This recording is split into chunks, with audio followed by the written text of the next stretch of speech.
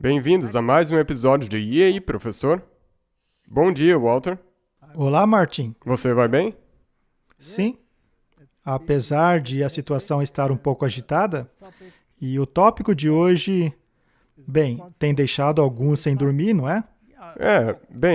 Tudo está acontecendo de maneira tão rápida no mundo. Por que seria diferente dentro da igreja? Eu acho que não. Então eu acho que é hora de falarmos sobre isso um pouco. Mas antes vamos orar. Vamos orar. Nosso Pai Celeste, tem tanta coisa acontecendo no mundo de uma vez só. Mas nós precisamos estar em uníssono para proclamar o alto clamor. Então nós precisamos da tua ajuda, por favor. Abençoe essa conversa, por favor. Abençoe os que nos assistem e ilumine nossas mentes, em nome de Amém. Jesus. Amém. Martin, nós temos tentado deixar de lado as questões pessoais de dentro da igreja. Temos tentado deixar essas coisas o máximo possível fora da discussão. Mas quando a coisa chega num certo nível, a gente precisa falar. Do contrário, daremos a impressão de que consentimos com o que está acontecendo. Portanto, hoje vamos falar a respeito de algumas coisas. E você escolheu. Você escolheu um título muito intrigante, Chorando por Tamuz. Bem, não vamos detalhar o que aconteceu naquela época, quando esta frase foi escrita lá no Antigo Testamento. Quando as mulheres choravam pelo deus Tamuz. Mas o título certamente implica que algo não vai bem na casa de Israel. Portanto, chegou a hora de falarmos sobre alguns assuntos. Eu também acredito piamente. Bem, eu não tenho outra escolha a não ser acreditar, pois o espírito de profecia deixa bem claro que haverá uma sacudidura. E será o testemunho direto que causará a sacudidura. Sim, porque Deus vai fazer a sacudidura. Deus é quem vai fazer a sacudidura, mas o testemunho é parte disso, e o testemunho é o espírito de profecia. Então, isso tem um papel crucial em toda essa questão. Sendo assim, vamos dar uma olhada em algumas coisas para contextualizar. Temos recebido muitas perguntas. Tenho recebido muitos telefonemas. Algumas pessoas estão muito desapontadas. E precisamos salientar aqui que foi predito que essas coisas aconteceriam. Mas estas coisas ruins não tornam a igreja em si uma instituição apóstata. Esta igreja é a menina dos olhos de Deus. Ela vai passar por tudo isso até chegar ao reino. Nós já dissemos aqui inúmeras vezes que nós não acreditamos em apostasia hierárquica. Nós acreditamos que existe apostasia em todos os níveis da igreja.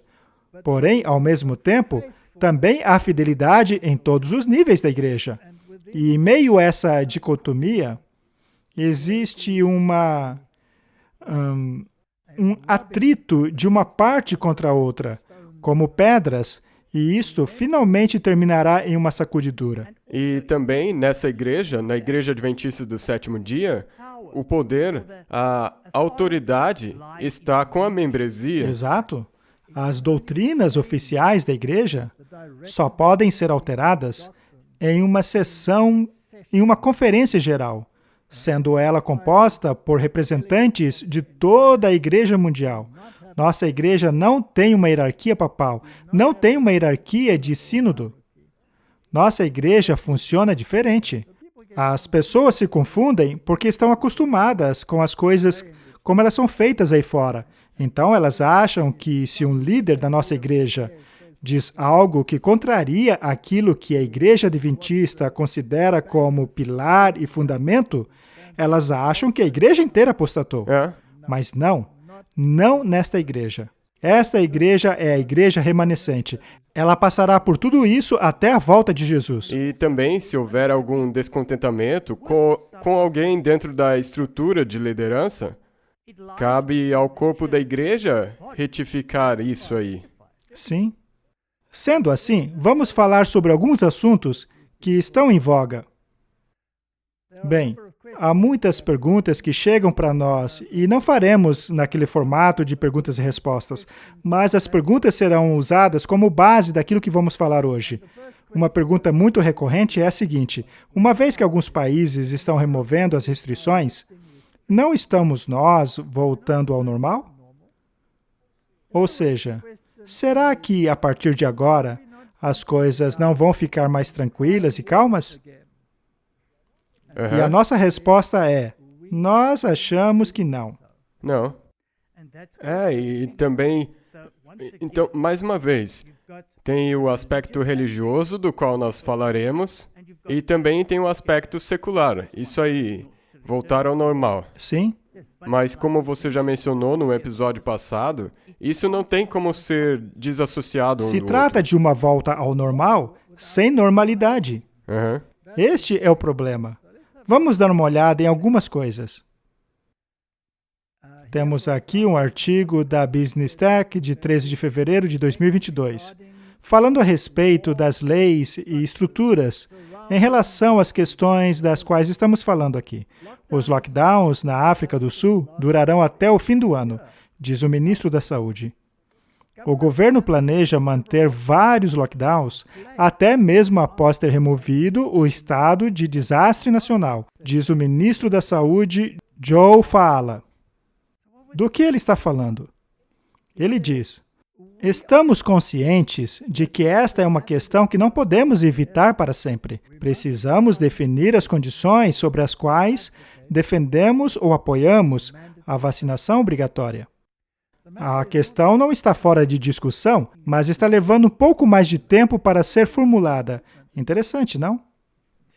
Isso mostra que tem algo sendo maquinado. Sim. O que eles querem dizer é que, olha, a gente está tirando a obrigatoriedade, mas não está fora de discussão ainda porque precisamos resolver outras coisas antes. Vejamos o que ele continua dizendo.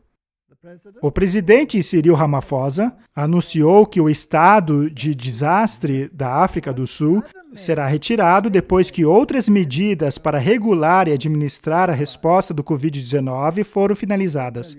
Existem legislações que eles estão implementando que não vão precisar de um estado de calamidade. Para que assim continuem fazendo exatamente como antes, pois haverá uma legislação que substituirá o estado de desastre nacional. Estamos agora entrando em uma nova fase de nossa administração da pandemia. É minha intenção finalizar o estado de desastre nacional assim que tivermos terminado outras medidas sobre o Ato Nacional de Saúde e outras leis de contenção à pandemia. Ou seja, vamos transformar os nossos poderes de situação de emergência em poderes intrínsecos à legislação convencional. Está tudo voltando ao normal, Martin? Não, porque daí você vai ter isso na lei, escrito na lei. Estão simplesmente transferindo o poder deles de uma coisa para outra, mas tais poderes continuarão sendo exercidos. E aí eles poderão dizer, veja, nós retiramos a situação de emergência, mas o nosso poder sobre vocês continua. O interessante é que é uma democracia, mas ninguém votou sobre isso. Pois é, não há democracia. E esta situação está se repetindo em outros países. Obviamente, todos sabem o que está acontecendo ali no Canadá, com os caminhoneiros e tudo mais. E esta situação é muito interessante. Vejamos o que o primeiro-ministro canadense tem a dizer sobre esta questão. Vamos ver como ele explica. Sim. O governo federal acionou o ato de emergências para suplementar a capacidade provincial e territorial para lidar com os bloqueios e ocupações. A lei de emergências será usada para fortalecer e apoiar as agências de aplicação da lei em todos os níveis em todo o país. Isto é para manter os canadenses seguros, proteger os empregos das pessoas e restaurar a confiança em nossas instituições. Então vamos ser claros, este é um momento decisivo na história do Canadá e na história do Ocidente de língua inglesa. O ato de emergência é lei marcial. Ele nunca foi invocado na história daquele país. Agora, por lei, o ato de emergência é permitido apenas em situações de emergência, em aspas, situações urgentes e críticas que colocam em sério risco a vida, a saúde ou a segurança dos canadenses. O que está acontecendo agora não se qualifica. O que está acontecendo no Canadá agora não é uma emergência. Neste fim de semana é assim que se parecia.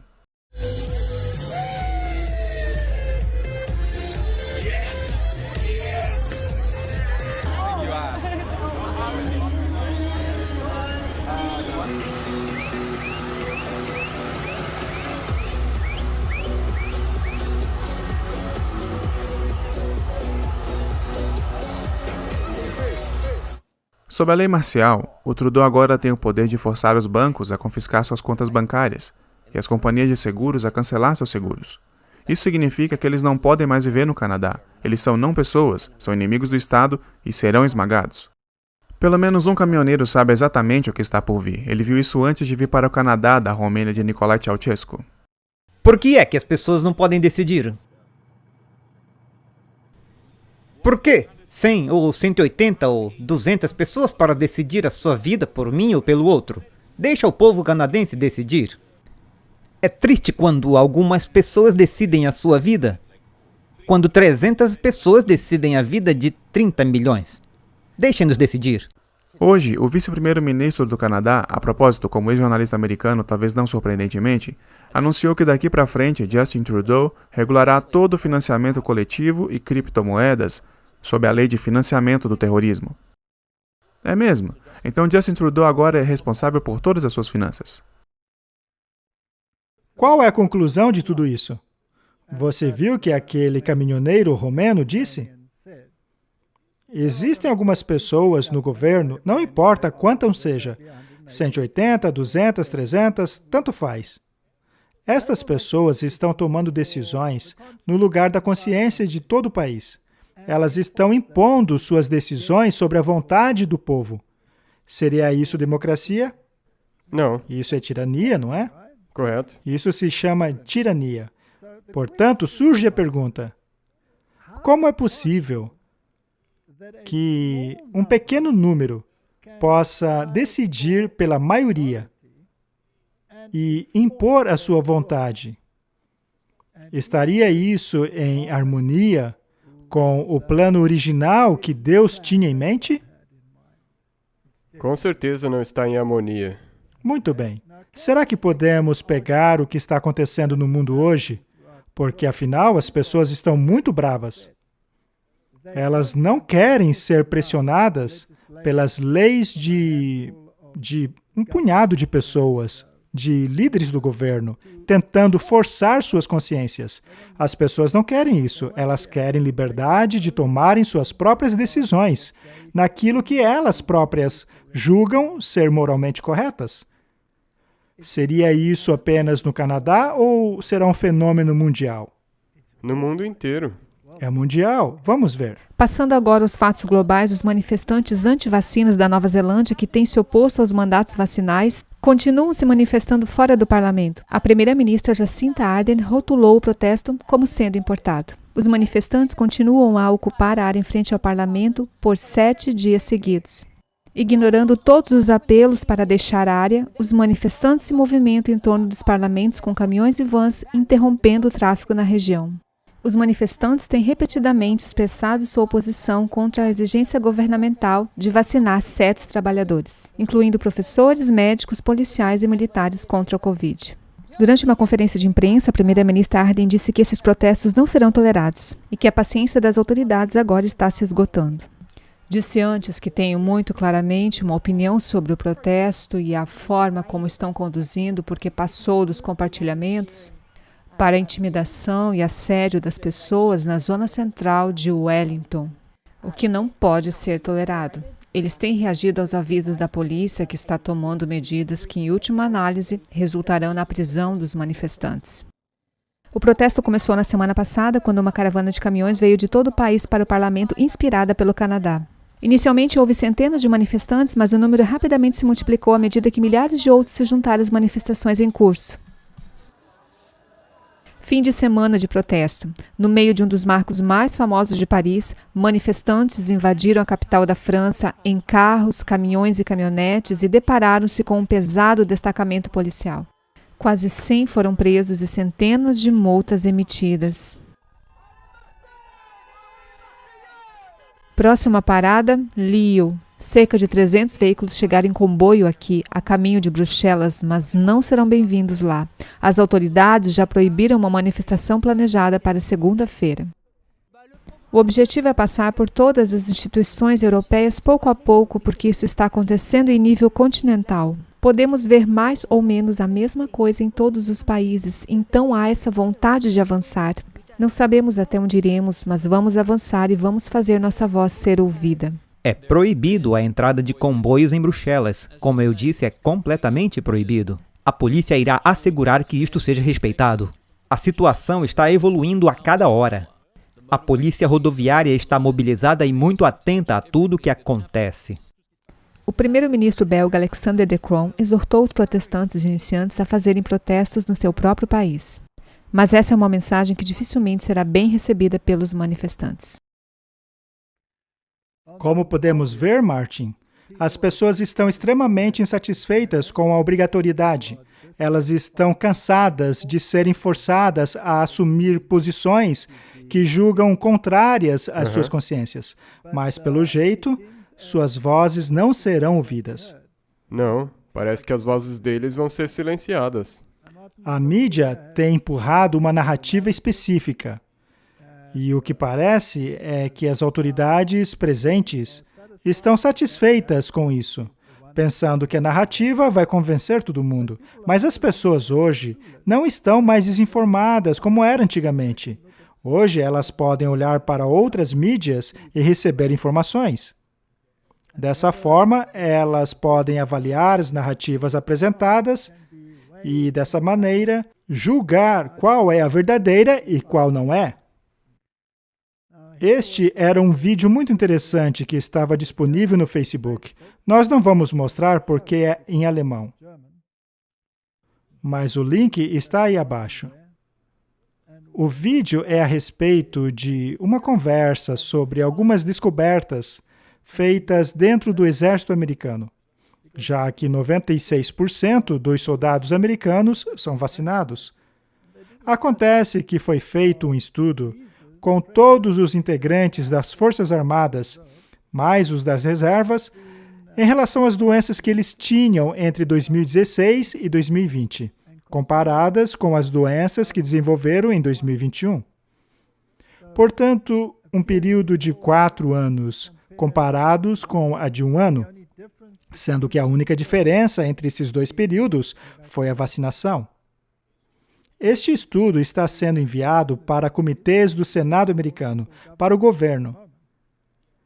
E a conclusão, apesar de interessante, é muito triste, pois o estudo mostra que as doenças, a partir de 2021, se comparadas com o período anterior, na verdade, aumentaram centenas por cento, na verdade, milhares por cento. Eles investigaram doenças como hipertensão, também avaliaram problemas neurológicos, câncer. Neste estudo, eles avaliaram toda uma gama de doenças. E o aumento de doenças foi na casa dos centenas e milhares por cento. Isso não tem precedentes. Portanto, fica a pergunta: eles foram protegidos ou, na verdade, prejudicados? Isto está sendo investigado no mais alto escalão. E quando essa investigação for concluída, o resultado será muito interessante. Mas as pessoas, baseando-se em informações como estas, com certeza têm o direito de decidirem se querem ser forçadas a isso ou não. Esta é a razão de todos esses protestos. O que para mim é impressionante é que eles continuamente dizem que, mesmo como o Trudeau disse, isso é para a segurança pública. Pois é. Eu recebo em meu celular muitas notificações me dizendo qual é o meu dever nesta situação para que eu continue seguro. Ora, mas se eu acreditar que o meu dever para continuar seguro é exatamente o contrário, não teria eu o direito de escolhê-lo? Temos aqui um artigo que diz que a Organização Mundial da Saúde é um governo mundial. Ela pretende tomar o poder em 1º de maio de 2022. Com os supostos relaxamentos das restrições, você está, na verdade, sendo enquadrado. O fato deles estarem subitamente se distanciando das restrições é apenas um jogo. Isso é basicamente o que dissemos na introdução do programa. A última semana de janeiro de 2022, a Organização Mundial da Saúde sediou encontros e deliberações em Geneva para expandir os seus poderes a todos os Estados-membros em eventos de uma pandemia e qualquer outra forma de ameaça ou desastre. Ela quer que os seus membros estados assinem um novo tratado sobre o Covid-19, que expande o tratado de 2005. Uma vez assinado pelos ministros da Saúde, a Constituição da Organização Mundial da Saúde, de acordo com o seu artigo 9, terá preferência sobre a Constituição de um país. E 189 países assinaram o Tratado de 2005 durante desastres naturais ou pandemia. Parece, portanto, que essa não é apenas uma tendência regional, mas uma tendência mundial. O que causa você pensar que, naquele primeiro artigo que nós lemos sobre a África do Sul, esse atraso neles removerem essas restrições e essa espera para implementar essas outras coisas leva a pensar que talvez eles estejam trabalhando juntamente com outros países ou organizações. Eles estão preparando tudo. Sim, sim. O Espírito de Profecia nos diz: neste mesmo tempo, a anarquia está procurando varrer todas as leis, não apenas a divina, mas a humana. A centralização de riquezas e poder. Veja, isso é muito importante. A centralização de riqueza e poder, as vastas combinações para o enriquecimento de poucos à custas de muitos. Será que temos visto isso, Martin? O ajuntamento das classes pobres para a defesa de seus interesses, o espírito de agitação, de protestos e derramamento de sangue. A disseminação mundial dos mesmos ensinos que levaram à Revolução Francesa, tudo isso conduz o mundo a uma tribulação semelhante àquela que convulsionou a França. As coisas não estão relaxando. Na verdade, as coisas estão rumando para uma agitação ainda maior. O mundo está à beira do precipício. E o quanto antes percebermos isso, melhor. Aqueles que têm sido complacentes até agora, chegou a hora de vigiar. E como aquele caminhoneiro disse, como é possível um punhado de pessoas no governo forçar toda uma nação, ou melhor, o mundo todo, a submeter-se a seus ditames, decretos e leis? E isso não para por aí, é por isso que nós continuamente dizemos que você não pode desassociar isso do aspecto religioso, porque isso tem acontecido em todos os lugares. Uma vez que as religiões passem a se manifestar, incentivando-nos a seguir as recomendações do governo, bem, aí começamos a pisotear a consciência das pessoas. Vamos ver o que a Bíblia diz sobre isso. Esse tema aparece em Mateus e em Marcos. Portanto, há duas testemunhas testificando a esse respeito. Então Jesus, chamando-os para junto de si, disse: Bem sabeis que pelos príncipes dos gentios são estes dominados, e que os grandes exercem autoridade sobre eles. Mas não será assim entre vós. Todo aquele que quiser entre vós fazer-se grande, então seja o vosso serviçal. A Bíblia proíbe estritamente que a mesma atitude vista no mundo hoje seja implementada no povo de Deus. Isso é lei, é a Bíblia. E em Marcos 3, lemos assim: Chegaram então seus irmãos e sua mãe, e estando fora, mandaram-no chamar. E a multidão estava sentada ao redor dele e disseram-lhe: Eis que a sua mãe e seus irmãos lhe procuram, estão lá fora. E ele respondeu dizendo: Quem é minha mãe e meus irmãos? E olhando ao redor para os que estavam assentados junto dele, disse: Eis aqui a minha mãe e os meus irmãos. Porquanto qualquer que fizer a vontade de Deus, esse é meu irmão, irmã e mãe. O que aconteceu aqui é que disseram a Jesus que havia uma autoridade a quem ele precisava ouvir. Ou seja, vá lá para ver o que ela quer. Agora veja, Jesus não está sendo rude aqui, mas ele deixou uma lição teológica muito importante. Aqueles que fazem a vontade de Deus, estes são os que pertencem ao seu reino. E isto inclui a mãe dele e seus meio-irmãos, nesta situação em particular. Portanto, precisamos compreender isso a partir da Bíblia. Não deve haver dominação entre o povo de Deus. Como então devemos tomar decisões em questões que envolvam a consciência? Naquilo que se refere ao nosso relacionamento pessoal com Deus e de nosso senso de obediência, que devemos prestar à maior autoridade do universo. O Espírito de Profecia nos diz, na carta 88, Deus é o governante do seu povo. Ele ensinará àqueles que derem as suas mentes a Ele como usarem os seus cérebros. Ao pôr em prática a sua habilidade de executar, eles crescerão em eficiência.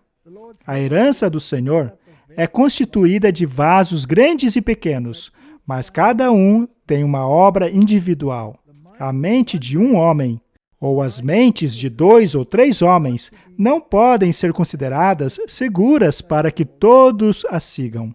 Que todos olhem a Deus, confiem nele e creiam totalmente em seu poder. Se submetam a Cristo e não a homens, pois homens não têm o poder de impedi-lo de cair. Martin, não devemos submeter as nossas consciências aos poderes de um grupo de homens que querem forçar suas consciências a nós.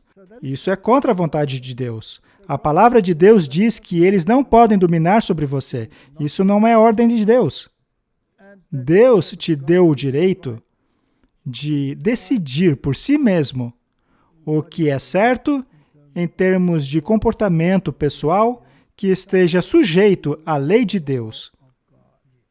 Aqueles que guardam a lei de Deus são os meus irmãos e irmãs e etc. Então, não é que você não tem mais leis ou regras, mas você deve usar a sua própria mente para definir se está ou não em conformidade a essa lei. Sim, e então quando todas essas coisas começarem a acontecer, e se forem contrárias ao que Deus disse que a sua consciência deveria ser, então você não pode mais acatar isso, mesmo que seja a lei do país, Ou as leis de alguns dentro da igreja. ou na igreja.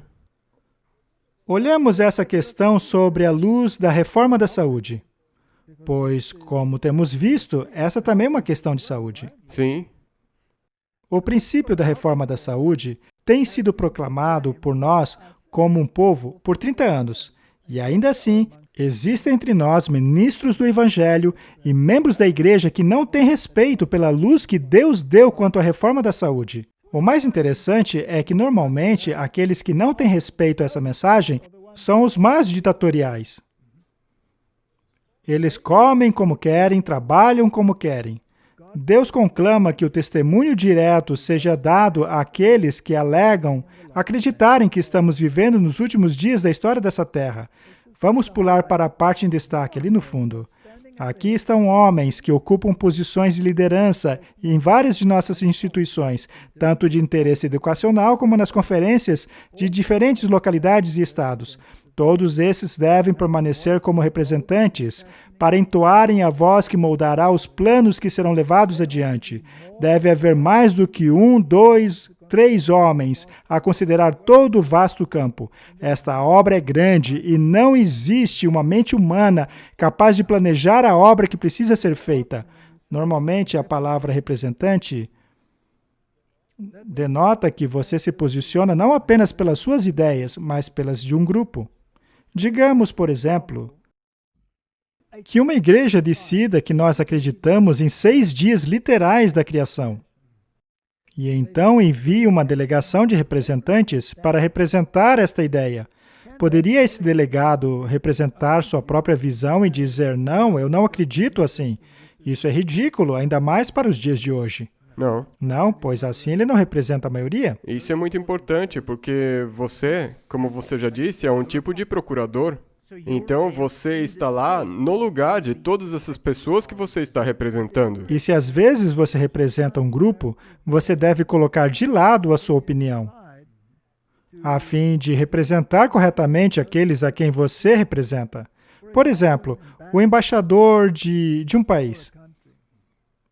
Será que este indivíduo está em absoluta harmonia e concordância com tudo o que o seu governo faz?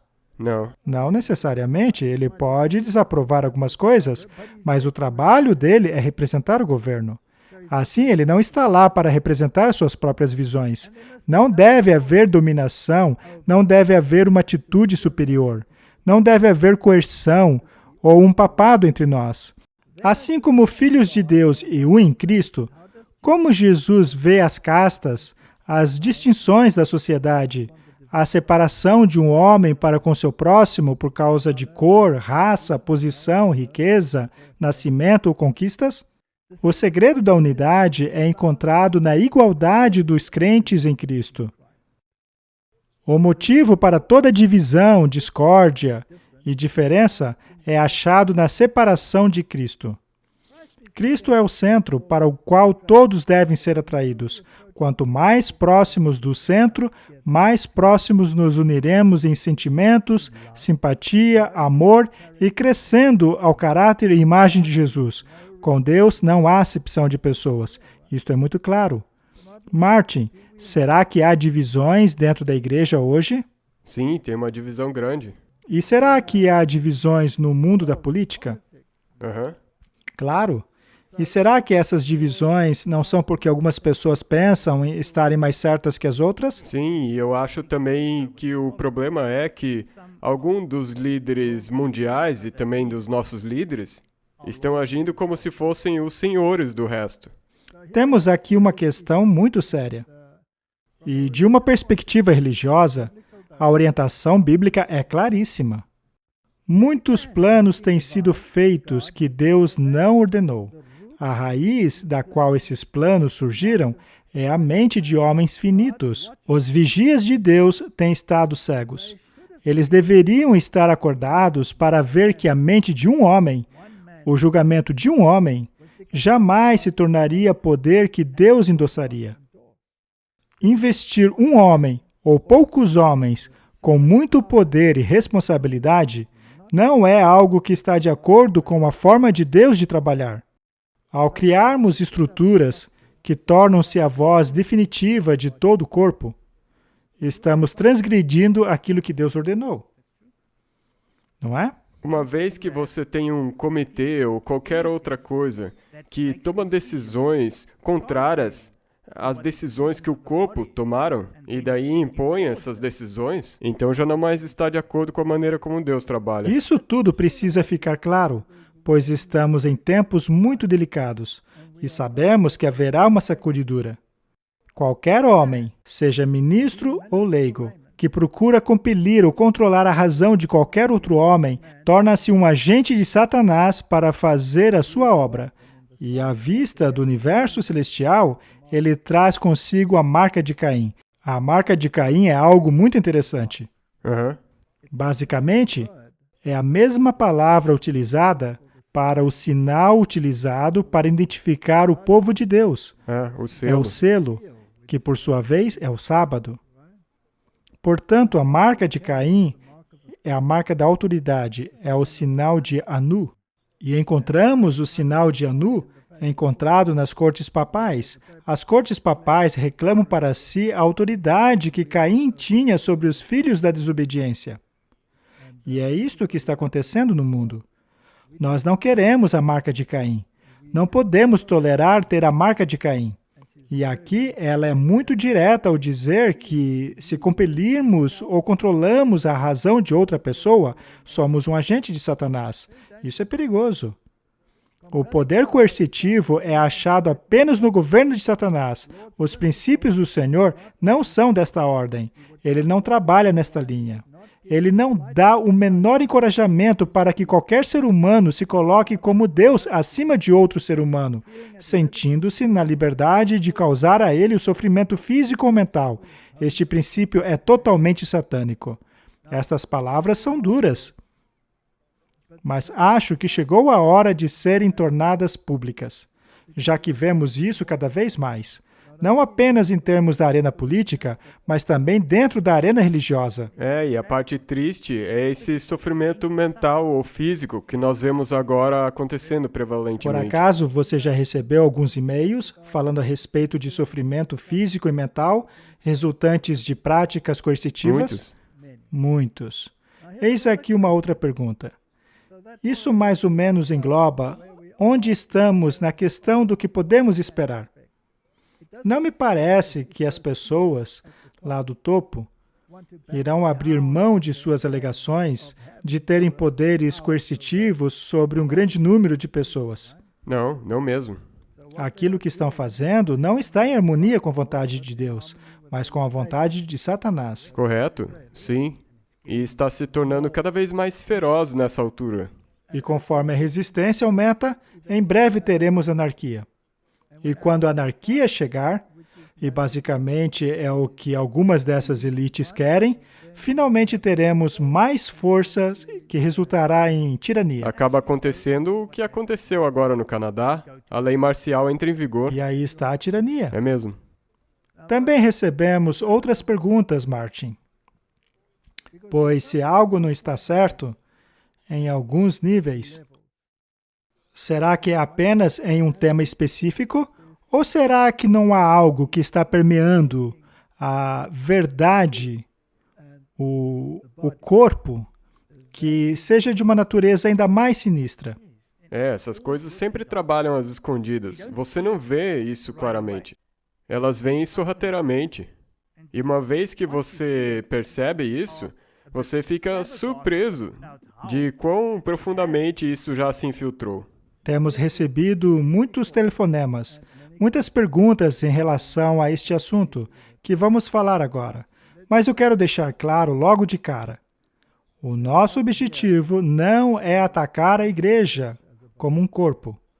Ainda assim, há certos assuntos que às vezes precisam ser discutidos.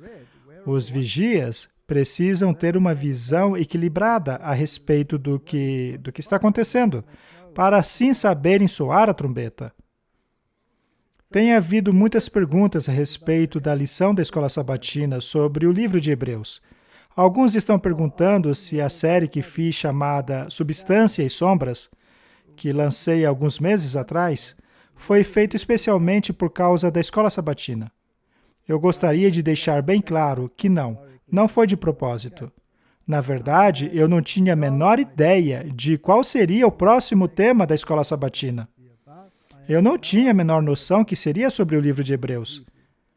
Ainda assim, eu senti uma urgência muito grande em produzir uma série sobre o livro de Hebreus.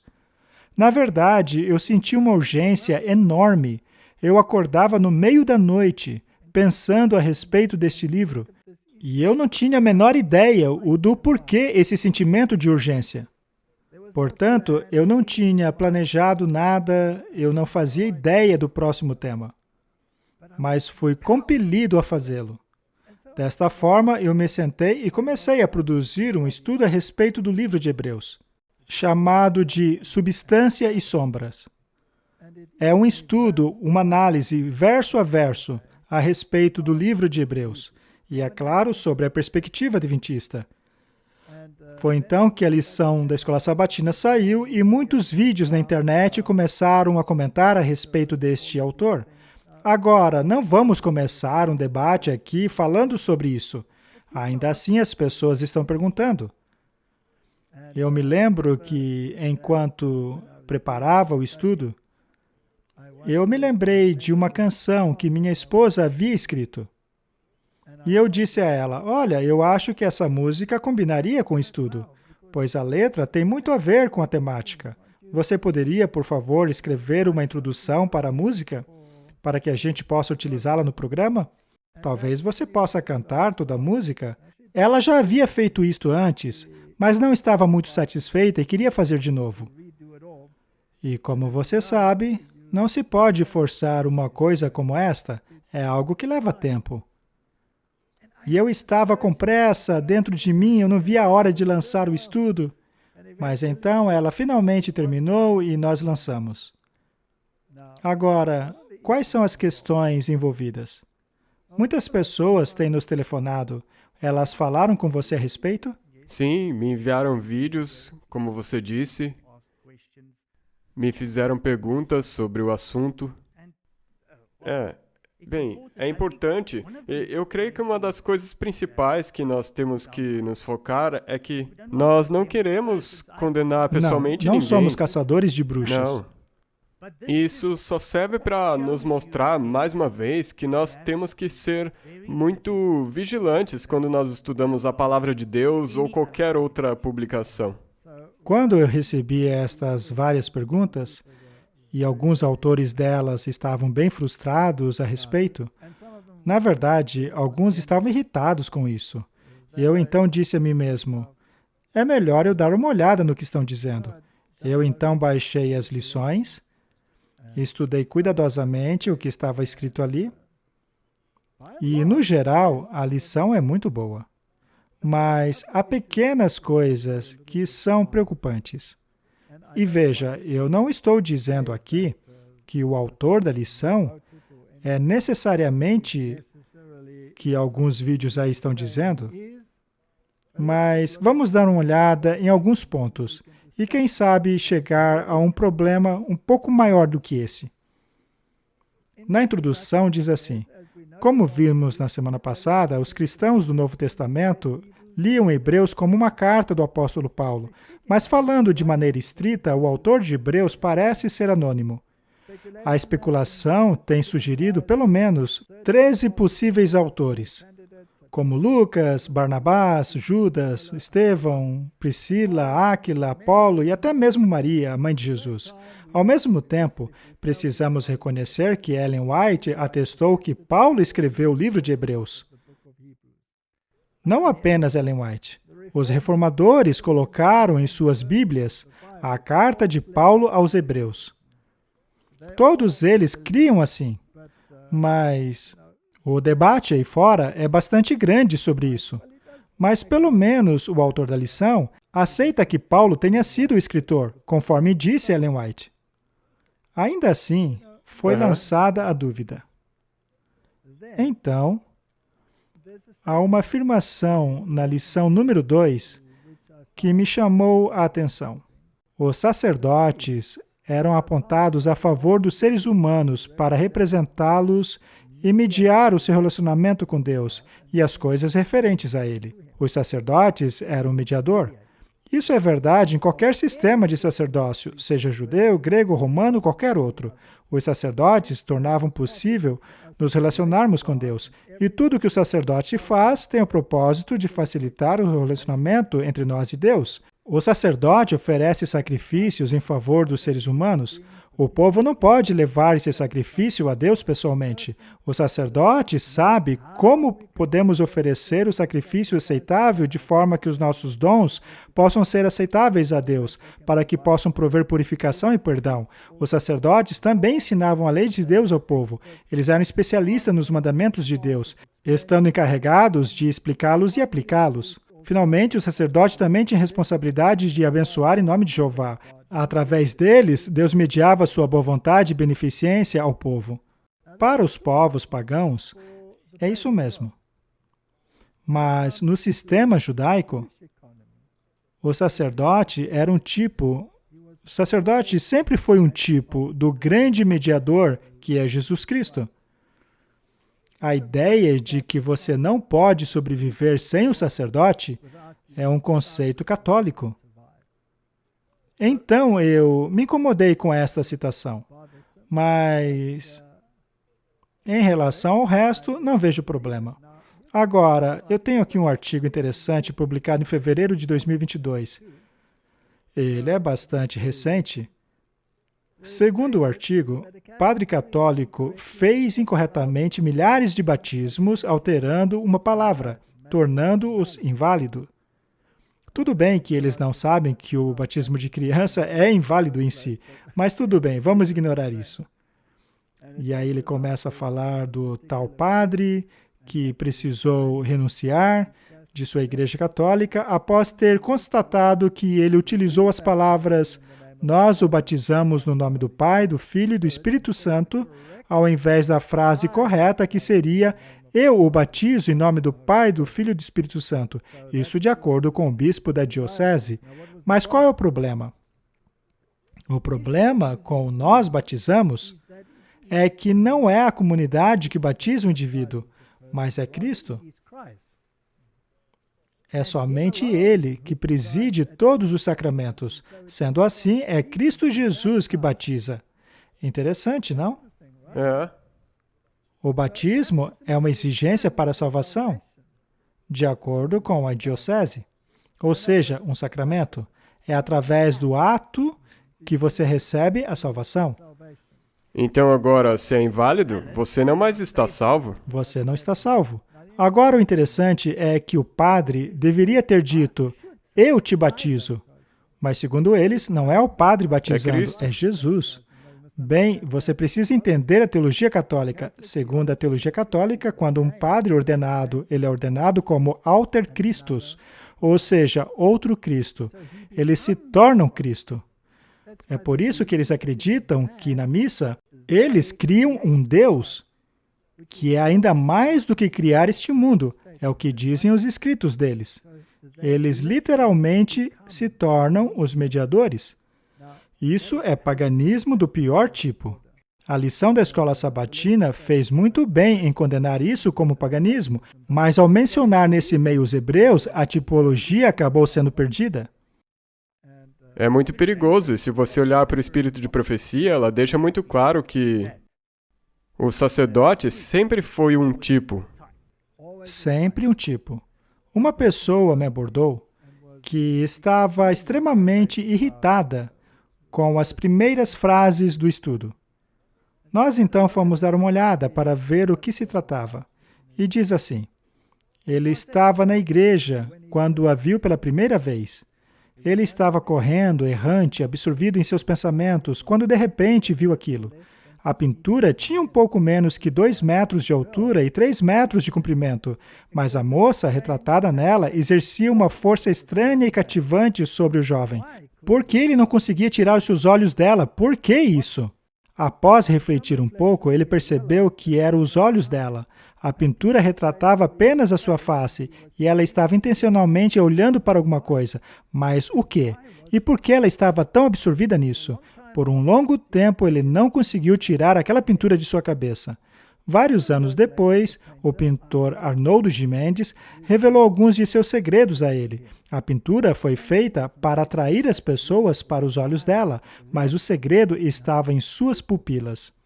Se você olhar com cuidado, você perceberá que os seus olhos refletem aquilo que ela estava olhando. Seus olhos estavam fixos em Jesus na cruz. Esta é uma história genérica a respeito de alguém. E pode surgir a ideia de que isso é um método de que Paulo também se valia. Quando ele disse, conheço um homem que foi tomado em visão. Ele, na verdade, estava falando de si mesmo. Portanto, alguns se perguntam se esta não seria uma referência ao próprio autor da lição. Talvez ele fosse o menino a olhar para a pintura. E mais tarde, encontrou-se pessoalmente com este artista. Mas veja, se é isso mesmo ou não, isso é pura conjectura. Mas, ao darmos uma olhada nesse artista, Arnoldo Gimenez, veremos que ele é um artista que fez muitas pinturas e muitas exibições. Ele fala sobre pós-modernismo e todo tipo de coisa. E em sua coleção, a pintura a qual ele se refere é a pintura de Maria. Isto é Mariologia. E é intrigante que ele não mencione isso, mas apenas a chame de uma moça, quando na verdade se trata de Maria. E Mariologia é uma coisa que não tem lugar dentro do Adventismo. Porque para nós, o que conta é o sumo sacerdote. A imagem nos olhos da moça é o crucifixo. Mas o nosso estudo do livro de Hebreus tem a ver com o sumo sacerdote vivo. Portanto, é uma introdução estranha para o tema do livro de Hebreus. Outra coisa interessante é a maneira pela qual ele utiliza as traduções bíblicas. E nós não vamos estudar a lição aqui, mas eu posso dizer que a lição, em geral, é muito bem escrita. Nós podemos ver que ela cita muitas vezes a Septuaginta. Também vemos algumas ideias que giram em torno disso. E um outro ponto interessante é que, ao longo de todo o estudo, ele utiliza todas as traduções bíblicas que são aprovadas pela Igreja Católica, mas ele não utiliza nenhuma vez sequer a versão da King James. Isso é muito estranho, pois se você fizer um estudo do livro de Hebreus na intenção de defender a visão adventista sobre este livro, você precisa utilizar uma Bíblia cuja tradução foi baseada no Textus Receptus. Do contrário, não se pode provar a posição adventista. Em alguns casos, como por exemplo, se Jesus adentrou no Santo ou no Santíssimo, não se pode provar isso a partir das traduções modernas. E parece ser uma estratégia utilizar as versões modernas, já que neste caso, o que faremos com a nossa doutrina distintiva? Nós a ignoramos, deixa ela de fora. Na minha opinião, quando se trata de um estudo adventista, principalmente quando se trata de um estudo mundial sobre um livro de Hebreus, que é direcionado para adventistas, como podemos ignorar essa doutrina distintiva? Para mim, isto é omissão. E o pecado da omissão pode ser tão grave quanto o seu oposto. Isto é muito problemático para mim. Agora, eu sei que a questão das traduções bíblicas é sempre um assunto delicado. Mas, quando você cita apenas as traduções modernas, que não permitem a defesa da doutrina adventista, isso se torna problemático. Portanto, a lição, de maneira geral, é muito bem escrita. Há pontos muito bons nela. Ainda assim, ela poderia ter sido escrita por qualquer evangélico, e não necessariamente um adventista. Isso é um fato. Uma das doutrinas mais importantes da Igreja Adventista do Sétimo Dia é o juízo investigativo. E a mensagem do E a santuário. mensagem do santuário. E o ministério de Cristo. Se ele ascendeu para o lugar santo ou santíssimo. Esta questão das traduções bíblicas é uma que sempre está causando problemas dentro de nosso meio. Existe uma posição hierárquica e então existe a posição geral. E as duas nunca vão bater. E o que foi que dissemos no início? Será que a posição hierárquica tem o direito de forçar a sua visão, contrariando a consciência do resto do corpo? Não, porque isso é contra o que Deus quer. Isso é contra a vontade de Deus. Portanto, ao ver uma lição como esta, eu fico um pouco preocupado, pois ela deixa de fora nossa doutrina distintiva. No estudo que eu fiz, sem saber de nada, sem saber que o tema da próxima lição seria de Hebreus, foi feita verso a verso com Textus Receptus, e neles as nossas doutrinas distintivas são claramente vistas. E eu não estou dizendo que o meu estudo é completo. Ele certamente pode ser expandido muito mais do que aquilo. Muito mais pode ser acrescentado a ele. Mas pelo menos é um estudo genuinamente adventista. Nele as pessoas são capazes de ver o que nós, como corpo, professamos acreditar. Agora, sobre este tema, eu sei que já mencionamos muitas vezes isso, mas é uma questão muito importante. E ele está no coração de um dos maiores problemas que temos na igreja. É isso mesmo. Sempre retorna a isso, porque, para mim, essa é a raiz de tudo.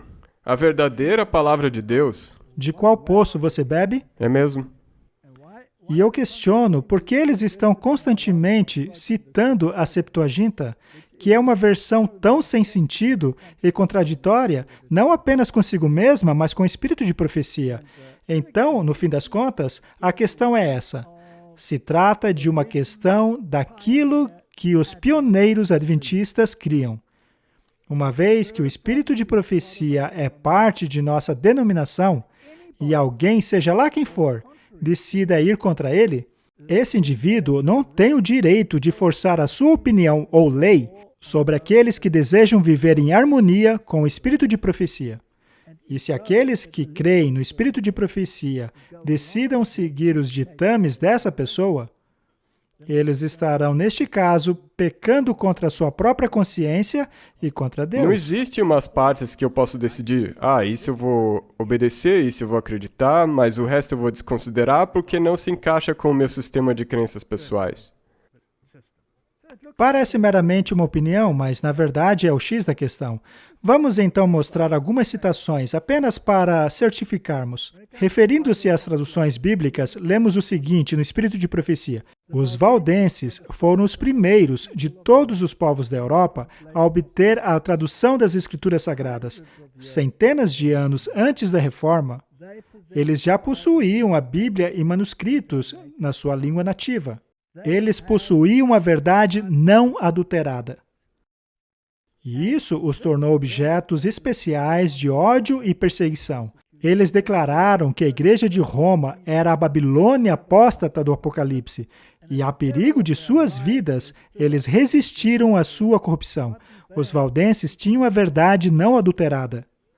Eles tinham a Vulgata original, que não é a Vulgata da Igreja Católica Romana, mas as traduções originais para o latim e o Textus Receptus como a sua base. E de acordo com o espírito de profecia, eles tinham a verdade não adulterada. E abaixo temos mais uma citação do grande conflito. A igreja nos lugares ermos, e não a orgulhosa, entronada hierarquia, a grande capital do mundo, foi a verdadeira guardiã da igreja de Cristo, guardião dos tesouros da verdade que Deus incumbiu ao seu povo dar ao mundo. Que tesouro é esse? Os manuscritos originais? A palavra de Deus. Sim. Na verdade, isso é tão lógico que eu mal posso acreditar que tem gente que quer discutir sobre isso. Mas acontece. E é por isso que essa questão é séria. Agora, algumas pessoas levantaram acusações de que esse estudo da escola sabatina seria o resultado de infiltrações dos jesuítas, mas não vamos especular demais. Vamos nos ater aos fatos. Não vamos rotular as pessoas, chamando-as de coisas específicas, mas vamos nos ater a perguntar se aquilo que elas escreveram ou disseram estão em harmonia com aquilo que nós, como povo, recebemos como dom especial. Esta é a questão. Bem, nós nos deparamos sim com um problema, porque quando qualquer outra pessoa, como por exemplo o Dr. Fauci, estuda numa instituição jesuíta, nós dizemos que ele recebeu uma educação jesuíta. Então isso te coloca um pouco em problemas, se você decidir ir estudar lá, se você pertence à igreja. Sim, seria problemático estudar num lugar desses, a menos que o seu objetivo fosse evangelizar. Mas neste caso, você não iria muito longe, estando em uma instituição jesuíta. A probabilidade de você ser evangelizado, entre aspas, é muito maior do que você evangelizá-los. Esta, portanto, é uma questão importante. Ela está no fundamento de muitos de nossos problemas e conflitos dentro da igreja. Mas é absolutamente claro. O Espírito de Profecia nos diz que os valdenses foram os guardiões da verdade. Eles tinham a verdade não adulterada. Vamos ler mais uma citação. Então eu vi que Deus sabia que Satanás tentaria cada artifício para destruir o homem. Portanto, ele fez com que a sua palavra fosse escrita e tornou o seu propósito tão claros à raça humana que o mais fraco dela não precisaria errar. Vi que Deus havia guardado a Bíblia de maneira especial. Ainda assim, quando suas cópias eram poucas, homens cultos em algumas situações mudaram as palavras, pensando estarem tornando mais claras, quando, na verdade, estavam mistificando aquilo que já era claro. Elas atendenciaram às suas visões estabelecidas, que eram governadas pela tradição. O que ela está falando aqui são pessoas que pegaram a palavra de Deus e adulteraram de acordo com as suas visões, normalmente pagãs. Estamos falando de pessoas como Orígenes, por exemplo, e posteriormente aqueles que o seguiram, como Eusébio, e finalmente aqueles que seguiram Eusébio, como Jerônimo. Eles possuíam esses manuscritos adulterados. Ellen White, então, em 1906, escreveu o seguinte: você verá daqui em diante que haverá aqueles que tornar-se-ão cansados de escutar repetidamente as coisas que devem fazer, mas não desejam fazer. Eles então mudarão as palavras da Bíblia. Nós sabemos o que o Senhor diz em Apocalipse sobre aqueles que farão isso. Uma aliança perpétua é uma aliança perpétua. Portanto, sabemos que haveria uma mudança. E sabemos que a palavra foi mudada. É por isso que Deus guardou a sua palavra de maneira especial. Desta forma, restavam duas categorias: a palavra verdadeira e a falsa. Quem foram os guardiões da verdadeira? A Igreja de Deus, o povo de Deus, os valdenses. Os valdenses? Os valdenses tinham a verdade não adulterada. E quem é que tinha a falsa? O papado. O papado. Não é claro Sim. isso? Então, agora, se você for fazer dessa maneira, você pode dizer, ok, então o que o papado aprova? Então tem que seguir essa linha. Muito bem. Vamos ainda mais adiante, novamente com o grande conflito. Mas a nossa igreja não endossa publicamente o grande conflito? É. Pois é. Enquanto Lutério estava levando a Bíblia para o povo da Alemanha, Tyndale foi impelido pelo Espírito de Deus a fazer a mesma coisa pela Inglaterra. A Bíblia de Wycliffe tinha sido traduzida a partir dos textos latinos, ou seja, a Bíblia dos católicos, que não deve ser confundida com a Vulgata Latina dos valdenses, que foi baseada no Textus Receptus. A Bíblia do Wycliffe tinha sido traduzida a partir do texto latino e continha muitos erros. Ela nunca havia sido impressa e o custo das cópias manuscritas eram tão grandes que apenas uns poucos ricos e nobres poderiam obtê-las, e além disso, estritamente proibido pela Igreja. Ela havia tido pouca circulação. Em 1516, um ano antes do aparecimento das teses de Lutero, Erasmo havia publicado a sua versão grega e latina do Novo Testamento. Agora, pela primeira vez, a palavra de Deus havia sido impressa em sua língua original. Nesta obra, muitos dos erros das antigas versões foram corrigidos e seu sentido estava mais claro. Tyndale deveria completar a obra de Wycliffe ao dar a Bíblia aos seus compatriotas. Ou seja, a palavra de Deus estava nos manuscritos de Erasmus. E este era o Textus Receptus. E tanto Martinho Lutero quanto Tyndale utilizaram estes manuscritos. Foi esta versão que Deus deu aos reformadores. Não deveria ser difícil de entender. Martin. Portanto, por anos, o Textus Receptus foi a base do protestantismo. A Bíblia de Geneva foi baseada nos Textus Receptus. Ela utilizou os manuscritos valdenses, assim como os manuscritos gregos que vieram depois. Tyndale utilizou os Textus Receptus. Lutero utilizou os Textus Receptus. Eles mudaram a língua e a Bíblia King James nascia. Agora, pouco importa se o rei James era um homem bom ou não. O que realmente importa é quem traduziu aquela Bíblia. Foram os reformadores, aqueles que eram firmes pelos princípios, que foram atribulados, martirizados. Foram estes homens que traduziram aquela Bíblia. e eles foram extremamente cuidadosos ao traduzi-la, utilizando os manuscritos que haviam sido disponibilizados, o que incluía os manuscritos valdenses. E também é importante mencionar isso, que mesmo a versão King James da Bíblia não sendo infalível, não tendo nenhum erro nela, ela vem do texto recebido. E é aí que o fundamento está. É isto que importa. Se há uma palavrinha errada aqui ou acolá, isto pouco importa. O que de fato interessa é que as doutrinas foram retiradas dos textos receptos. Esta é a Bíblia protestante. Mas de onde vieram as traduções modernas? Veja, quando as Testemunhas de Jeová lançaram a primeira versão de sua Bíblia, houve um grande furor por causa de tantas mudanças que haviam nela. As pessoas ficaram horrorizadas com tantas mudanças grosseiras. Aquela foi a tradução New World. Acontece que as versões que vieram após ela, como a NVI e outras, tinham ainda mais diferenças. Acontece que ninguém fez um escândalo por causa disso. Vamos dar uma olhada nisso.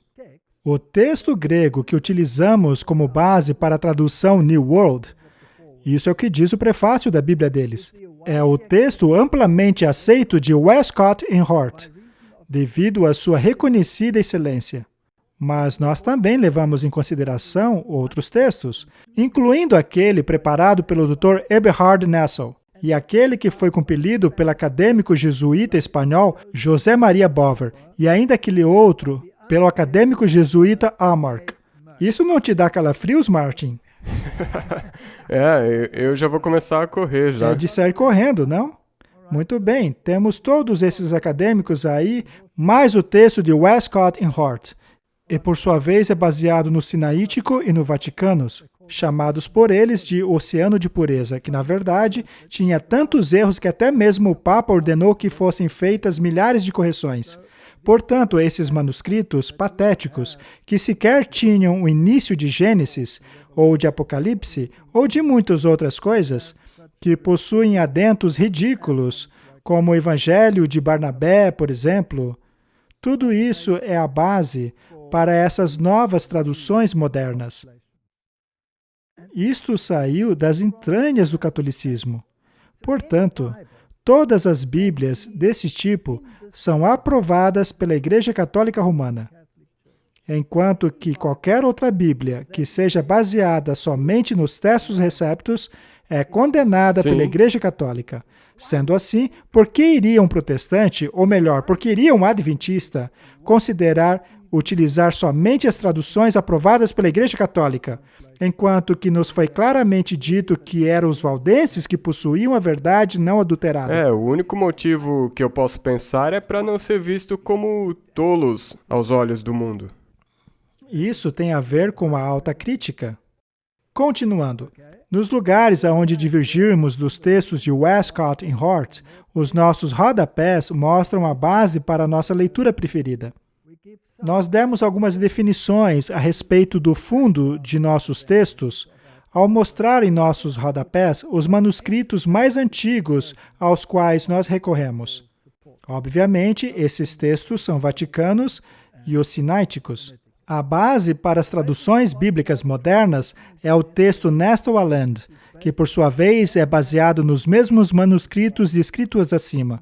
Na verdade, Nestle deixa claro ao afirmar explicitamente que o manuscrito do Vaticano deve ser preferível acima de qualquer outro manuscrito. De jeito nenhum. O manuscrito valdense é preferível. Além disso, o seu texto, como eles mesmos admitem, é baseado em considerações ecumênicas e é um texto dinâmico, ou seja, sempre mudando conforme os ditames do clima ecumênico. Em 1968, as Sociedades Bíblicas Unidas e o Vaticano chegaram a um acordo de que apenas esses textos devem ser usados como base para as novas traduções em igrejas e em estudos bíblicos. Portanto, qualquer Bíblia baseado nesses manuscritos tem a aprovação de Roma. Então, fica a pergunta, por que a nossa escola sabatina só utiliza as Bíblias que têm a aprovação de Roma, ao invés de utilizar a versão que, segundo o Espírito de Profecia, é a verdade não adulterada? E especialmente quando você lida com o livro de Hebreus. Exato, porque com essas versões não podem se provar a doutrina adventista. Próxima pergunta. Por que você foi banido da Alemanha? Nós já tivemos essa pergunta algumas vezes. Você já adereçou essa questão um pouco. Eu cheguei a dar um pequeno testemunho sobre isso, mas como tocamos novamente nesse assunto, vamos lá. Martin, essa questão da origem dos valdenses, essa questão a respeito de onde os verdadeiros guardiões da palavra de Deus se originaram, é uma questão muito importante. Muitos de nossos acadêmicos, muitos deles, estão caminhando na estrada da alta crítica. Estão se recusando a aceitar que a Bíblia que os reformadores produziram ainda seja a mais confiável. Eles estão caindo nessa armadilha de achar que essa Bíblia que foi encontrada no cesto de lixo é mais confiável porque é mais antiga. Sabe, esta batalha já vem de longas datas. Sim. Na década de 30 do século passado, o autor Wilkinson escreveu um livro a respeito disso. E ele foi tão criticado pelos teólogos e pelo Instituto Bíblico de Pesquisas, dentro da Conferência Geral, a respeito desse assunto, que acabou surgindo uma grande confusão. Eles então o repreenderam, escreveram documentos contra ele e acabaram o marginalizando. Então ele escreveu um livro, do qual tenho apenas uma cópia. Ainda assim é um manuscrito completo, cujo título é Respostas às Objeções sobre o livro A Nossa Bíblia Autorizada. É um belo manuscrito, como você pode ver, é bem grosso. E ao lermos algumas das introduções deste livro, veja, vamos ler o prefácio. Na década de 1930, B.G. Wilkinson publicou o livro A Nossa Bíblia Autorizada Vindicada. Alguns de seus colegas rejeitaram o livro e o criticaram publicamente. Wilkinson era professor em um dos nossos colégios, teve o seu cargo questionado, o que tornou obrigatória uma resposta de sua parte. Martin, às vezes, quando você é atacado publicamente por aquilo que diz, torna-se necessário dar uma resposta ao público. Este livro é uma resposta às críticas deles. E ele literalmente acaba com todos os argumentos deles. Eu estudei cuidadosamente esse livro. E é incrível como frequentemente os críticos fazem menção às notas de margem das novas traduções. A tradução King James também tem anotações na margem, mas são pouquíssimas, e apenas reforça aquilo que já está no texto de uma outra maneira. Por outro lado, as notas de margem das versões modernas apresentam leituras alternativas, criando tanta confusão que não se sabe mais qual é a palavra de Deus. E esses críticos se apoiavam nessas notas de margens para criticar o Wilkinson. Bem, eu li todos os argumentos, e acontece que o Wilkinson destrói cada um deles. Os argumentos dos críticos simplesmente viram poeiras diante desse documento tão completo aqui. Todos que se interessam pelo assunto deveriam ler este livro. E também foi pedido que ele não publicasse esse livro. Pois é, pediram isso a ele porque suas respostas eram tão devastadoras às críticas dos grandes acadêmicos que causaria ainda mais turbulência. E porque Wilkinson era uma pessoa muito gentil e mansa, ele acabou acatando o pedido. Porém, os estudantes deles acabaram publicando o livro. Deus quer que essa informação seja publicada. Muito bem. Nós temos institutos dentro da nossa igreja cujo papel deveria ser de pesquisadores da Bíblia, como o Instituto Bíblico de Pesquisa, por exemplo. E esse instituto tem um papel muito importante, é o de estudar a Bíblia. O problema é que quando um órgão como esse se coloca no papel de consciência para o resto da denominação, cria-se um grande problema, pois Deus proíbe isso. Sim, daí você pode basicamente começar uma inquisição. Isso é uma inquisição. Uma vez que a igreja, ou qualquer um, te compele a submeter o seu julgamento a um julgamento de um corpo dentro da igreja? Eles estão, então, transgredindo aquilo que Deus proibiu explicitamente. E este é um problema sério. Veja, a questão é a seguinte: em muitas ocasiões, este instituto de pesquisa publicou artigos nos quais eles negam aquilo que o espírito de profecia disse sobre os valdenses. Eles negam que os valdenses são tão antigos quanto o espírito de profecia diz, mesmo com vários acadêmicos corroborando com aquilo que diz o espírito de profecia. Por que eles atacam o espírito de profecia? Por que o Instituto de Pesquisa Bíblicas, um instituto de nossa igreja, que está atuando como o juiz da consciência de toda a denominação, que, aliás, não tem essa autoridade, por que é que ele diz que o espírito de profecia, ou seja, que Ellen White foi influenciada pelas notas de margens da Bíblia King James para afirmar que a Terra possui aproximadamente 6.000 anos de idade? Por que eles não querem isso? Porque senão eles vão parecer como tolos aos olhos do mundo. Por que eles insistem em utilizar a Septuaginta, que estica este período para além dos 6.000 anos? Pelo mesmo motivo. Pela mesma razão. Ora, nós, como denominação, cremos no espírito de profecia ou não? Sim, porque a Bíblia diz em Apocalipse 12, verso 17, que a igreja dos últimos dias, a igreja remanescente, terá o espírito de profecia. Correto? Portanto, quando eles dizem implicitamente que o espírito de profecia não é confiável, porque, afinal, ele confiou em uma nota de margem da King James, isso não é anular o espírito de profecia? Quando eles dizem publicamente em seus escritos que Ellen White tinha a mesma inspiração, mas não a mesma autoridade, eles não estão negando a veracidade e a autoridade do espírito de profecia? E, na verdade, isso é um tapa na cara de Deus quando você diz: tu inspirastes essa pessoa sim, mas essa outra aqui não tem autoridade. Isso não faz sentido. Eles fazem de Deus um tolo, pois ele estaria inspirando pessoas sem autoridade e inspirando outras com autoridade.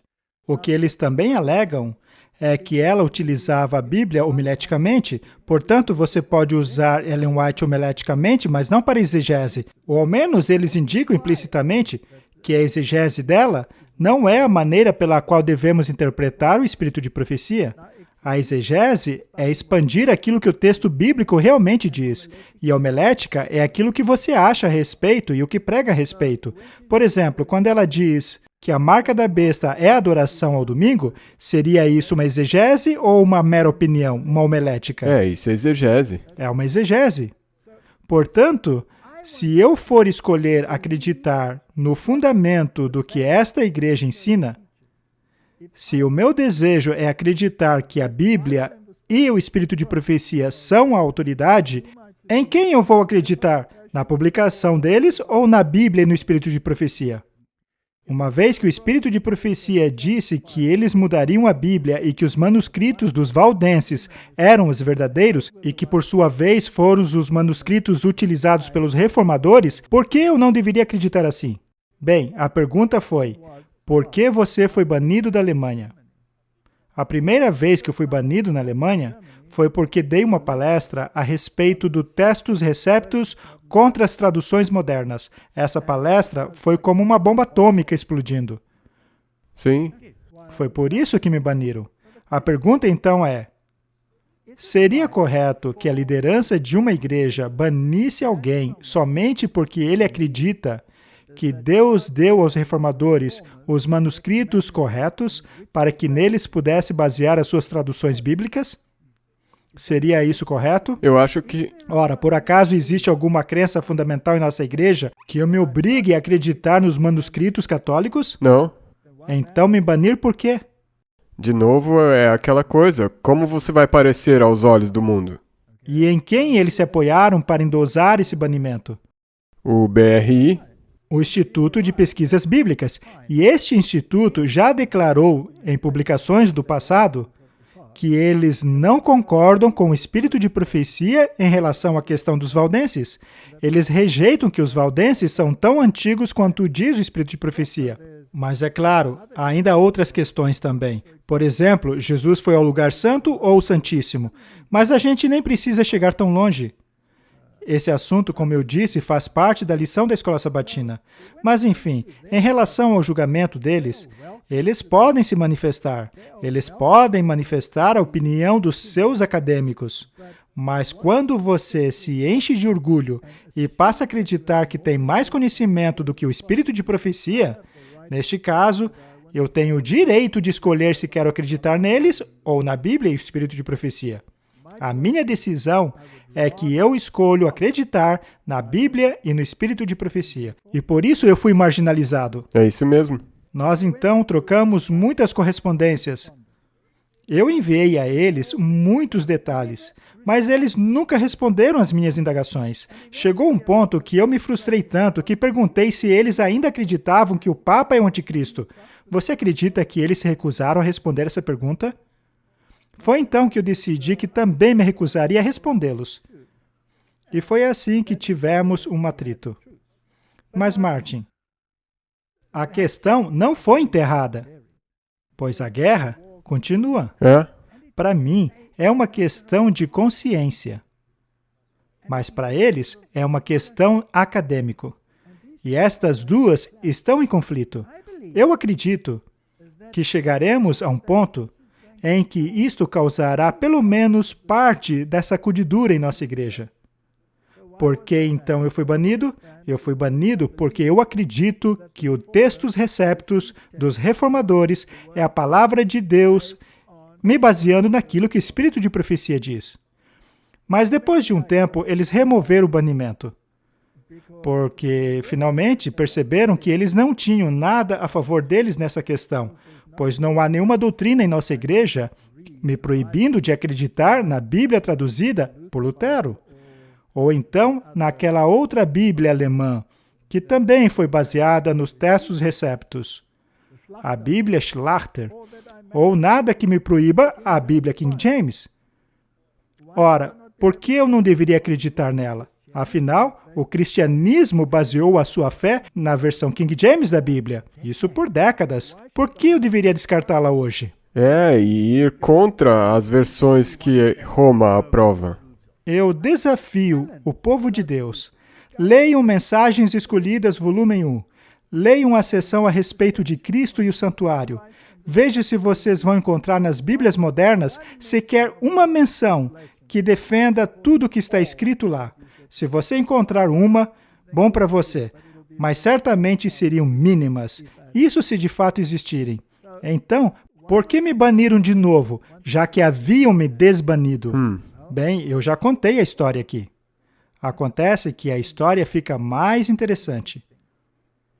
Eu fui banido porque eu dei uma palestra em que mencionei a posição bíblica de que a Israel de Deus hoje não é o que conhecemos atualmente como país de Israel, mas aqueles que estão em Cristo são a semente espiritual. Mas eu fui um passo além. Eu também disse que fisicamente a maioria deles não são sequer a descendência literal dos judeus, mas sim dos Casares. Não todos, mas alguns deles. E isto foi considerado antissemita. Desta forma, eu fui acusado a um nível governamental. Isso é sério. Esta é uma acusação seríssima, pois eu poderia ir para a cadeia, pelo menos ali na Europa. Alguém de dentro da igreja me acusou formalmente. E desta forma, o governo foi obrigado a me investigar, pois lá esta é uma questão muito séria. E então a hierarquia da igreja uniu-se imediatamente àqueles que estavam fazendo esse alarde. Até o dia de hoje, eu jamais havia declarado publicamente quem foram essas pessoas, porque eu sempre procurei proteger a minha igreja. Afinal, não se esqueçam que essa igreja é a menina dos olhos de Deus. E se as coisas estão erradas lá na liderança, o próprio Deus vai resolver. E agora mesmo ele está ocupado resolvendo algumas delas. É mesmo? Pois estamos em uma situação agora em que líderes da igreja estão se assenhorando de sua posteridade, fazendo legislações contrárias à vontade de Deus, pelo menos na minha opinião. Sim, e tomando o lado do Estado. E muita coisa está sendo escrita a respeito disso. Artigos foram publicados na Igreja Adventistas Fulcrum 7, com os quais eu concordo plenamente, pelo menos nessa questão. Mas voltando à minha história. Então, por cerca de 1 ano, houve uma investigação formal. E acontece que a investigação do governo alemão é extremamente meticulosa. E depois de 1 ano, eu finalmente fui absolvido de todas as acusações que fizeram contra mim. Mas, como eu disse outra vez, a igreja não teve a decência. Aliás, não vamos dizer a igreja, não. Vamos dizer que um grupo de certos líderes lá da Alemanha não tiveram nem a decência de pedirem desculpas por aquilo que causaram não apenas a mim, mas a toda a minha família. Mas é muito interessante como essa história se desenrolou. Quando eu me sentei na cadeira de réu, eu finalmente pude ver quem havia feito a acusação contra mim. Muito bem, vamos continuar. Temos aqui um artigo muito interessante. Ela é do Serviço de Imprensa Adventista, de novembro de 2021. A Adventista é eleito para a liderança do Concílio Ecumênico de Berlim-Brandenburg. Em seu encontro de 26 de novembro de 2021, a Comissão de Diretores do Concílio Ecumênico de Berlim-Brandenburg elegeu um novo presidente, o Monsieur Dr. Hans-Jürg Günther, da Arquidiocese de Berlim, é o novo presidente do Concílio Ecumênico de Berlim-Brandenburg, durante o mandato de 2021 até 2024. A liderança do concílio elegeu o pastor Dietmar Peschel. Vocês podem vê-lo aqui na direita, oriundo da Igreja Adventista do Sétimo Dia como seu representante. Temos aqui o bispo católico e ao seu lado o representante adventista. Muito bem.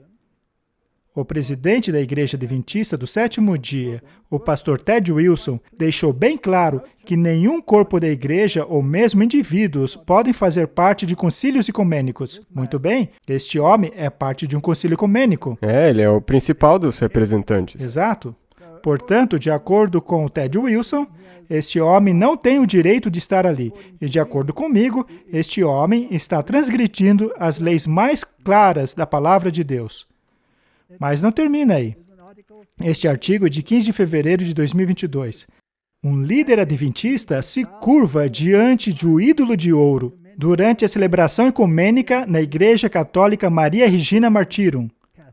O pastor adventista Dietmar Peschel é o líder da Convenção das Igrejas Adventistas do Sétimo Dia em Berlim.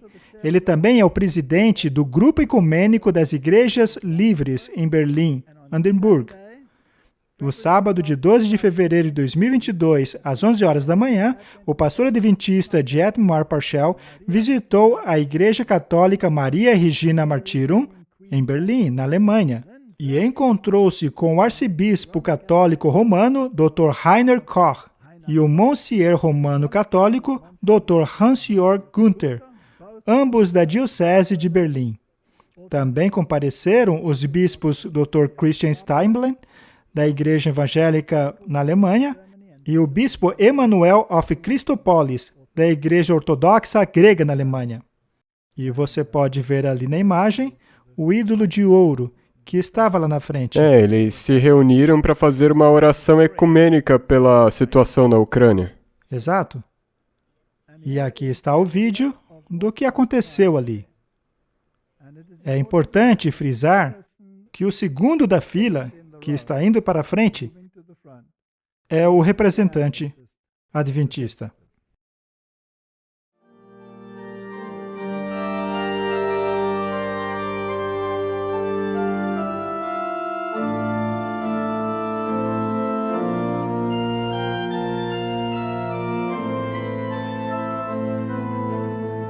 E te dê a paz.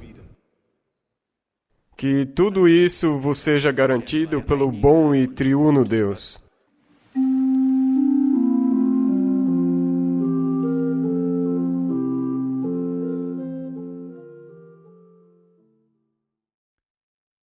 Martin, ele não apenas curvou-se diante daquele ídolo de ouro, seja lá o que significa aquilo, mas lá está ele, abençoando o povo.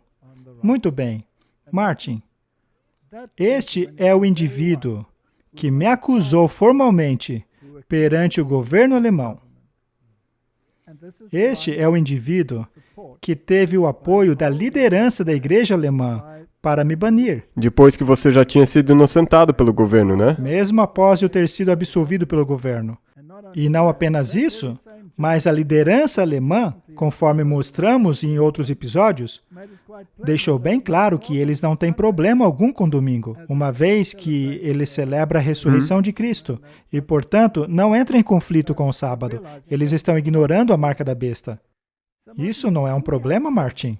Com certeza. Será que não há um problema nos escalões de liderança da igreja? Com certeza nós temos. Isso não é nada novo. No tempo de Jeremias havia o mesmo problema. E é por isso que Deus mostrou a ele algumas coisas que aconteciam por detrás do véu. E será que estamos mostrando isso com a intenção de condenar a igreja? Não, isso não é para condenar ninguém especificamente ou nenhuma igreja.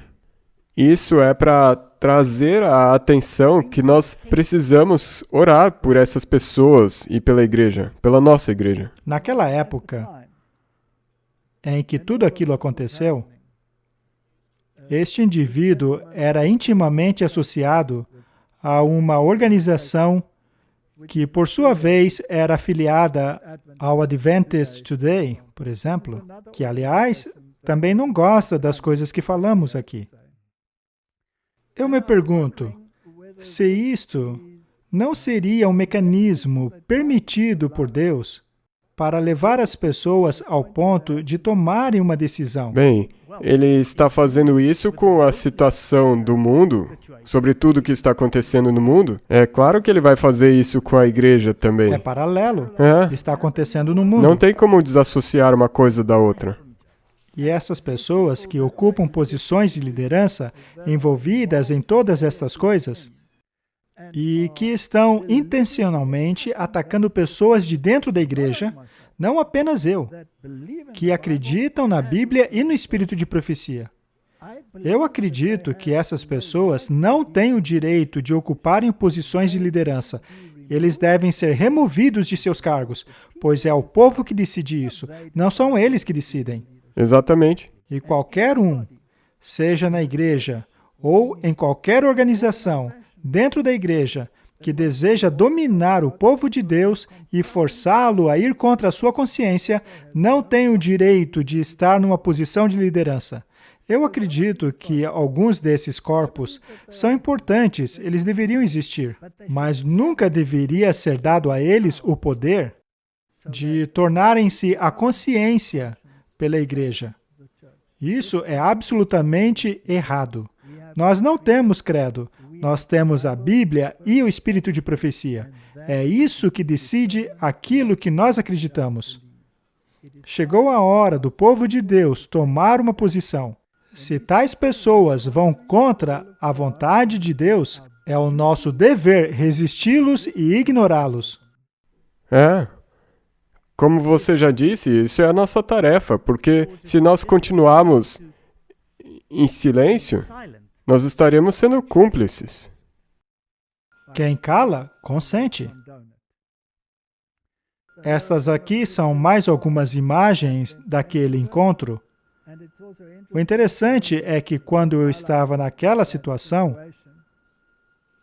este indivíduo postava constantemente em sua página do Facebook que ele entretinha relações com jesuítas e frequentava retiros jesuítas. O que uma pessoa como esta faz na igreja adventista? Eventualmente, os seus frutos vão começar a mostrar. Já está mostrando. Agora vemos para onde está caminhando. Por que a liderança da igreja tolera isso e marginaliza aqueles que creem na Bíblia e no espírito de profecia? Por que eu estou banido da Alemanha até hoje? Você não precisa responder. Eu não vou responder. Não precisa. Martin, não devemos nos curvar diante de um ídolo de ouro. E também não podemos nos curvar diante de ordens que contrariam a nossa consciência. E como vimos no início desta conversa, no que se refere às questões seculares, você viu as evidências que foram publicadas no que está acontecendo no exército dos Estados Unidos, em que o índice de doenças cresceu astronomicamente. Estes dados deveriam estar nos informando quanto às decisões que devemos tomar. E há muitas outras decisões.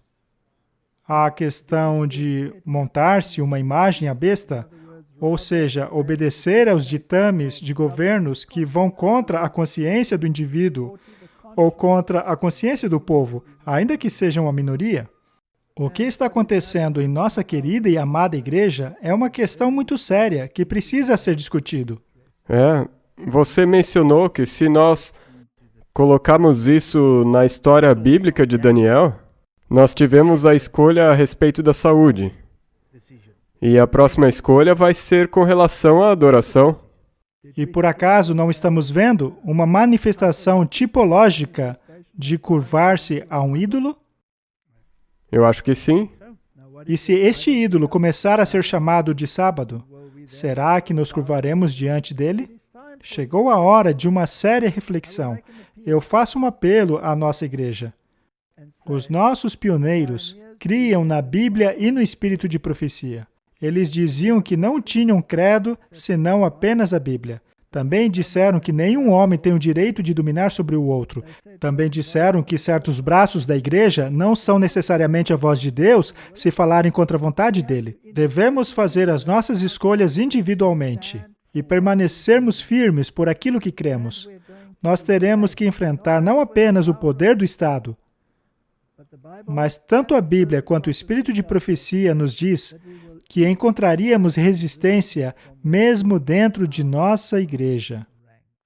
É a verdade que forma o fundamento sobre o qual nos apoiamos, e não a opinião de alguns indivíduos.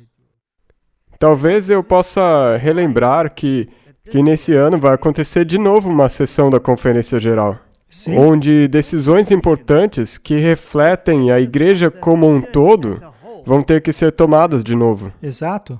Talvez nós deveríamos repensar o que tem acontecido na igreja. Sim, talvez devêssemos repensar.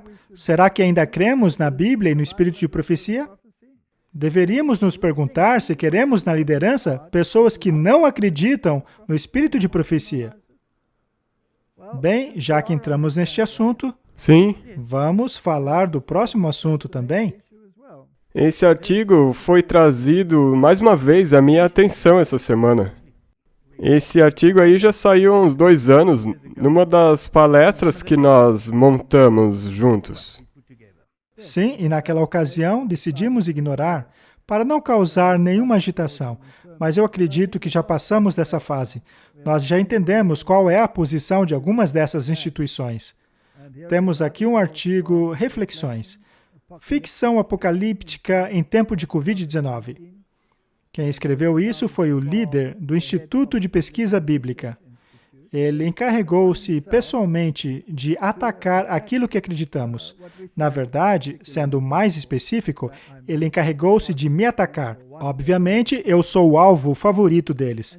Ele escreveu assim: por um lado, aprendemos que a luta da humanidade contra o mundo dos micróbios não é de maneira alguma exclusiva ao Covid-19. É verdade que os seres humanos têm estado sob espada de inimigos microscópicos desde a entrada do pecado. Por outro lado, assim como outras grandes crises como guerra, pandemias podem dar início a frenesis escatológico. E até mesmo em um mundo pós-iluminismo, algumas pessoas continuam vulneráveis a especulações apocalípticas. Mais do que um gatilho escatológico dos eventos finais, o Covid-19 deveria ser visto como uma indicação dos sérios efeitos do pecado no mundo.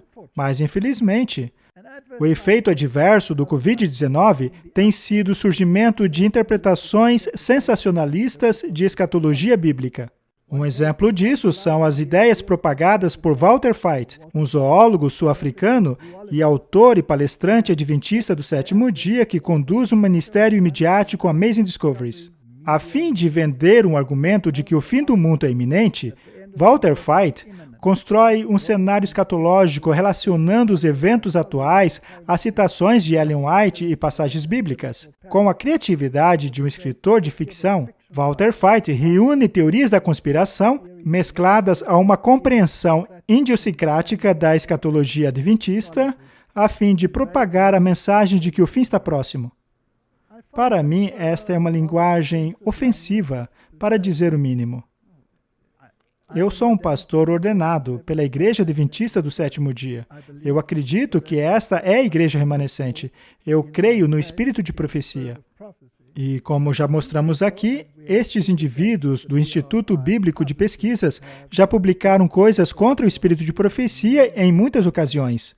E a minha pergunta é, em quem acreditaremos? Nestes eruditos, que exaltam-se na intenção de tornar-se a norma e o padrão da moralidade para a igreja, e, como tal, exigem que todos se curvem diante de sua superioridade moral, ou vamos acreditar na Bíblia e no espírito de profecia? Estes indivíduos contrariam afirmações claras da Bíblia e do espírito de profecia, e justificam isso pelo fato de não utilizarem os textos dados aos reformadores, utilizando, ao invés deles, a Septuaginta e outras fontes de informação. Eles diminuem o espírito de profecia, dizendo que este foi influenciado por notas marginais na Bíblia King James. Eles também não creem na origem primitiva dos valdenses. Sendo assim, o povo deve escolher entre a erudição deles e as claras afirmações do espírito de profecia. Estas coisas que estão acontecendo na igreja hoje estão causando a sacudidura. Eles, porém, apoiarão aqueles que se curvam diante de ídolos de ouros em concílios ecumênicos, pois foi isso que fizeram quando me baniram da Alemanha. Eles não apoiaram aqueles que acreditam na Bíblia e no espírito de profecia. E eu não me refiro apenas a mim. Qualquer pessoa que permanece firme por estes princípios torna-se alvo da ira dessa gente. E sendo este o caso, as pessoas devem escolher. Ele continua dizendo várias outras coisas, que, segundo ele, não passam de ficção. Especialmente os 6.000 anos. Foi isso que começou toda essa coisa. Exato. E ele se confundiu todo com o assunto. Mas, enfim, eu não vou dissecar o artigo dele. A questão é que essas pessoas precisam fazer uma reflexão profunda. E se a igreja, como um corpo, acredita que devemos nos curvar diante de sua elevada sabedoria, ainda que eles contradigam o espírito de profecia, bem, então eles estão subestimando o povo de Deus. Martin, o que você decidiria se tivesse que escolher entre acreditar no acadêmico educado em uma instituição jesuíta ou acreditar no espírito de profecia? Eu permaneço firme, eu acredito no que Deus escreveu. Se você estudar as coisas e ver, ok, esses não são os manuscritos corretos, esses são os corretos, eu não vou procurar por desculpas para seguir os outros. Então vamos à conclusão de tudo. Este episódio não é uma defesa de ataques pessoais que foram feitos a mim ou a qualquer outro indivíduo, mas é uma defesa daquilo que acreditamos em termos da veracidade do espírito de profecia. Martin, se isto está causando uma sacudidura, então não é mais uma questão de conflito entre alguns indivíduos, mas é uma questão de compreender o espírito de profecia, o testemunho direto. É isso mesmo. O ataque contido nesse artigo, ou em todos esses artigos, talvez é direcionado a você e a mim, mas o problema é que, na verdade, eles são contra o espírito de profecia e a Bíblia. Escolha hoje a quem servirá. Se você preferir o Deus do outro lado, que assim seja. Mas se escolher o Deus da Bíblia, então decida. Há a lei e ao testemunho. Se eles não falarem de acordo com esta palavra, então não há luz neles. O verdadeiro adventismo é baseado em dois pilares: a lei e o testemunho. Esta deve ser a nossa escolha diante do tempo em que estamos vivendo. Não importa o que qualquer um diga, seja do próprio Papa em Roma, ou um líder desta igreja, ou de um instituto que deveria ser o vigia. Se qualquer um não falar de acordo com a palavra, é porque não há luz neles. Esta é a conclusão. Que Deus nos ajude, conforme nos aproximamos da grande sacudidura. E agora, se você puder, por favor, ore por eles também. Querido Pai, essa tem sido uma terrível guerra. Temos estado envolvidos nela por longo tempo. Ela se aproxima cada vez mais de seu fim. Nós já podemos sentir que seu clímax está próximo. Eu oro pela nossa igreja, pelos nossos líderes. Eu oro por todos aqueles que ocupam posições de liderança e posições acadêmicas dentro desta igreja. Que eles possam enxergar que não possuem maior autoridade do que a Bíblia ou o Espírito de profecia. Ensina-os, Pai, a largarem mão de quererem dominar a consciência do povo de Deus, pois isso é contrário à tua vontade. Eu oro por uma bênção à tua igreja. Oro por um reavivamento entre o povo de Deus. Oro para que estejamos preparados para o derramamento da chuva serôdia. Pois, Senhor, se estes eventos estão prestes a acontecer e o tempo for curto como parece, a chuva serôdia está prestes a ser derramada. Prepare o nosso coração para recebê-la. Em nome de Jesus. Amém. Amém.